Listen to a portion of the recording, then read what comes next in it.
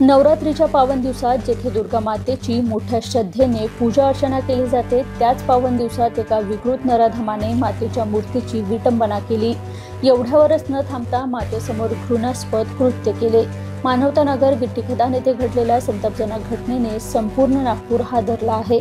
मध्यरात्रीच्या सुमारास सूरज खोब्रागडे या विकृताने दुर्गा मातेसमोर अमानुष कृत्य केले।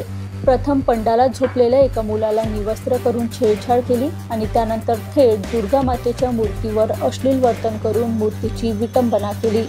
आरोपीने चाकूने मूर्तीवर वार करून वस्त्रे फाडली आणि देवीच्या पावित्र्यावर घृणास्पद आघात केला। घटनेनंतर संतप्त नागरिकांनी आरोपीला पकडून पोलिसांच्या ताब्यात दिले, मात्र गिट्टी खदान पोलिसांचा हलगर्जीपणा समोर आला आहे। आरोपी पोलिसांच्या ताब्यातून पसार झाला।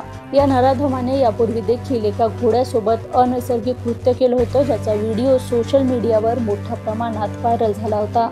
आता प्रश्न हा निर्माण होत आहे की एका घोड्यासोबत देवीच्या मूर्तीसमोर हा विकृत असं घृणास्पद कृत्य करतो आहे, तर शहरातील महिला मुली किती सुरक्षित राहतील? धार्मिक भावना पायदळी तुडवणारा आणि मुलीवर अत्याचाराचा प्रयत्न करणारा हा नराधम अजूनही मोकाट फिरत असल्याने नागरिकांमध्ये भीतीचे वातावरण आहे। आरोपीला तातडीने अटक करून कठोरात कठोर शिक्षा व्हावी अशी मागणी आता संतप्त नागरिकांकडून केली जात आहे।